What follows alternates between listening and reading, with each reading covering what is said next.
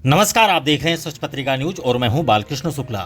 कोटपुतली बहरोड जिले की तमाम बड़ी और सनसनीखेज खबरों के इस खास बुलेटिन में आपका स्वागत है। आज हमारे क्षेत्र में कई बड़ी वारदातें और बड़ी खबरें सामने आई हैं, जिनमें जयसिंहपुरा में जमीन कब्जे का प्रयास, बहरोड के लाल की शहादत जैसी सड़क दुर्घटना, अवैध हथियारों पर एक्शन, ऊंट तस्करी और नीमराना में मुआवजे को लेकर धरना शामिल है।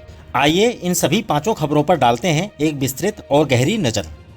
पहली बड़ी खबर कोटपुतली से है, जहां जिले के पनियाला थाना क्षेत्र के अंतर्गत आने वाले जयसिंहपुरा गांव में रविवार की शाम अचानक अफरा तफरी और भगदड़ मच गई। दरअसल यहां दो पक्षों के बीच लंबे समय से जमीनी विवाद चल रहा है। इसी विवाद के चलते एक पक्ष के करीब 1.5 से 2 दर्जन युवक गाड़ियों में सवार होकर फिल्मी स्टाइल में गाँव में धमक पड़े। चश्मदीदों के मुताबिक ये बदमाश कैंपर और बोलेरो जैसी गाड़ियों में सवार थे और गांव के रास्तों पर तेज रफ्तार में गाड़ियां लहराते हुए स्टंटबाजी और हुड़दंग करने लगे। यह पूरा मामला नारेड़ा पनियाला बाईपास स्थित जयसिंहपुरा गांव का है, जहां जयसिंहपुरा के एक परिवार और गोपालपुरा गांव के एक परिवार की जमीनें बिल्कुल अगल बगल मौजूद हैं। आरोप है कि गोपालपुरा पक्ष के लोग बड़ी संख्या में भाड़े के युवकों को लेकर खेत पर कब्जा करने पहुंचे थे। इन बदमाशों ने खेत में घुसकर वहां लगे पक्के खंभे और कटीले तार उखाड़ फेंके। आपको बता दें कि जयसिंहपुरा के पीड़ित किसान ने इसी सुबह इस खेत में बाजरे की बिजाई की थी। इधर गांव में गाड़ियों के शोर और हुड़दंग को देखकर गांव के सैकड़ों ग्रामीण लाठी डंडे लेकर मौके पर एकत्र हो गए। ग्रामीणों का भारी आक्रोश देखकर बदमाशों के हौसले पस्त हो गए। ग्रामीणों ने सूझबूझ दिखाते हुए मौके से भाग रहे 4-5 बदमाशों को रंगे हाथों दबोच लिया और उनकी जमकर धुनाई कर दी। इसके बाद तुरंत मामले की सूचना पनियाला थाना पुलिस को दी गई। पुलिस ने मौके पर पहुंचकर पकड़े गए युवकों को हिरासत में लिया और थाने ले गई। हालांकि इसके बाद भी ग्रामीणों का गुस्सा शांत नहीं हुआ और वे एकजुट होकर बाईपास पर जाम लगाने पहुंच गए। स्थिति बिगड़ती देख पनियाला थाना अधिकारी रणवीर सिंह मील तुरंत जाब्ते के साथ मौके पर पहुंचे और ग्रामीणों को शांत कराया। थाना अधिकारी ने सख्त लहजे में आश्वासन दिया है कि क्षेत्र में किसी भी सूरत में बदमाशी बर्दाश्त नहीं की जाएगी। कानूनी रूप से जिसके पास जमीन है कब्जा उसी का रहेगा और हुड़दंग करने वाले बाकी आरोपियों को भी जल्द गिरफ्तार किया जाएगा। दूसरी बेहद दुखद और झकझोर देने वाली खबर बहरोड क्षेत्र से आ रही है।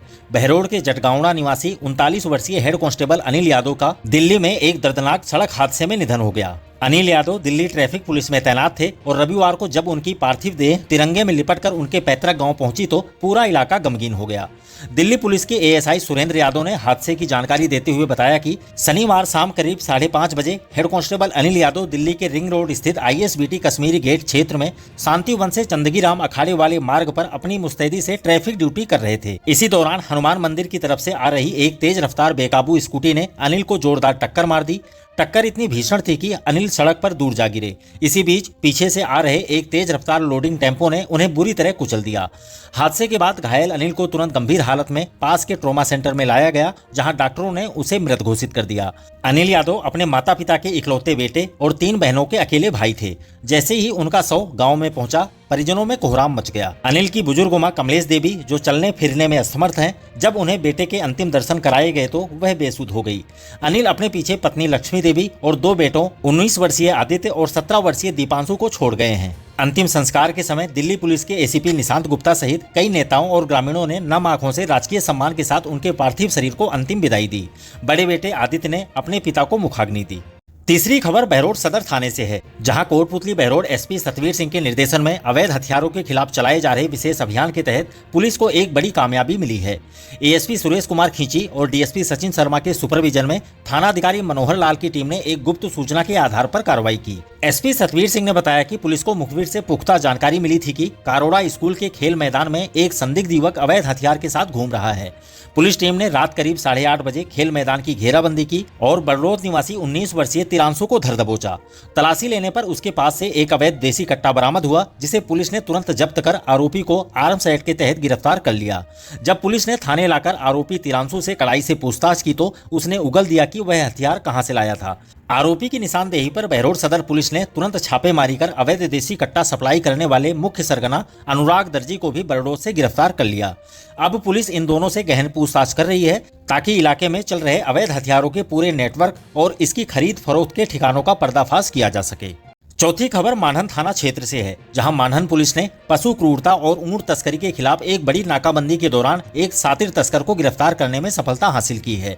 पुलिस ने तस्कर के कब्जे से 3 बेजुबान ऊंटों को मुक्त कराया और तस्करी में इस्तेमाल की जा रही एक पिकअप गाड़ी को भी जब्त किया है। एसपी सतवीर सिंह के निर्देश पर यह पूरी कार्रवाई मानहन थाना अधिकारी प्रदीप कुमार के नेतृत्व में की गई।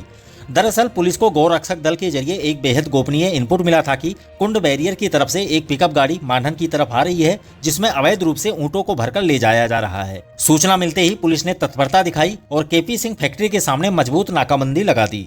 कुछ ही देर बाद जब हुलिये से मिलती जुलती एक पिकअप गाड़ी नाकाबंदी स्थल पर पहुंची तो पुलिस ने उसे रुकवाया।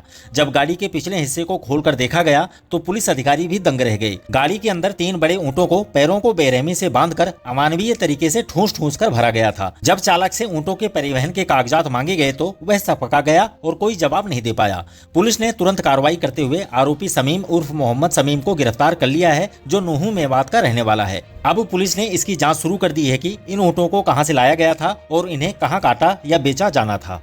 पांचवी और अंतिम खबर नीमराना औद्योगिक क्षेत्र से है, जहां माजरी कला स्थित रामा उद्योग टाइल और पत्थर कटिंग कंपनी में करंट लगने से एक श्रमिक की दर्दनाक मौत हो गई। मौत के बाद रविवार को मृतक के परिजनों और ग्रामीणों का गुस्सा फूट पड़ा। उन्होंने मुआवजे की मांग को लेकर 100 का पोस्टमार्टम कराने और उसे लेने से साफ इनकार कर दिया और नीमराना थाने के बाहर अनिश्चितकालीन धरना शुरू कर दिया। घटनाक्रम के मुताबिक शनिवार शाम को कंपनी में काम करने वाले 53 वर्षीय श्रमिक सतीश चंद, जो हरियाणा के रामपुरा थाना अटेली के निवासी थे, फैक्ट्री में काम करते समय अचानक मशीन में उतरे करंट की चपेट में आ गए और मौके पर ही दम तोड़ दिया। घटना के बाद पुलिस ने 100 को नीमराना अस्पताल की मोर्चरी में रखवाया था। रविवार सुबह मृतक के परिजन और भारी संख्या में ग्रामीण पहले माजरी कला स्थित कंपनी में पहुंचे और फिर वहां से सीधे नीमराना थाने आ गए। परिजनों का सीधा आरोप है कि यह हादसा कोई सामान्य दुर्घटना नहीं है, बल्कि कंपनी प्रबंधन की घोर लापरवाही का नतीजा है, क्योंकि वहां सुरक्षा के कोई इंतजाम नहीं थे।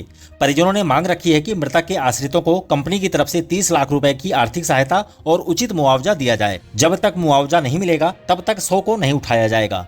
थाने पर चल रहे इस धरने की गंभीरता को देखते हुए डीएसपी चारुल गुप्ता और थाना प्रभारी राजेश कुमार मीणा मौके पर मौजूद हैं। कंपनी के मालिकों और परिजनों के बीच पुलिस की मौजूदगी में बंद कमरे में समझाइश और वार्ता का दौर जारी है। तो ये थी आज कोटपुतली बहरोड क्षेत्र की 5 बड़ी और मुख्य खबरें। इन सभी मामलों पर हमारी नजर लगातार बनी हुई है। जैसे ही कोई नया अपडेट आएगा हम आप तक सबसे पहले पहुंचाएंगे। क्षेत्र की हर विश्वसनीय और सटीक खबर सबसे पहले देखने के लिए आपके अपने चैनल सच पत्रिका को अभी सब्सक्राइब करें और वीडियो को लाइक और शेयर करना ना भूलें। दोबारा मिलते हैं इसी तरह की दूसरी ताजा खबरों के साथ। नमस्कार। न झुकेंगे न रुकेंगे, जहां सच छुपाया जाएगा वहीं से उठेगी ये आवाज।